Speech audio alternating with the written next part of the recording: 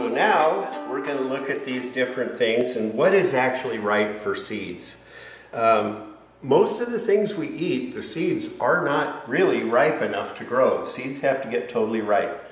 Tomatoes, they need to be ripe enough to drip off your chin.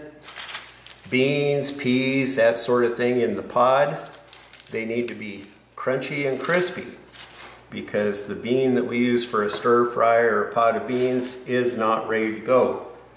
Chilies, they need to be, and peppers, they need to be completely red, ripe, except for varieties that ripen to orange or yellow.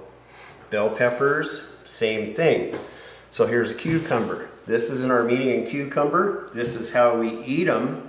This is one that has ripe seeds. And if you're in doubt, you can take some of those seeds out, and they need to be hard, like hard so you cannot chew them. And this would apply to summer squash as well.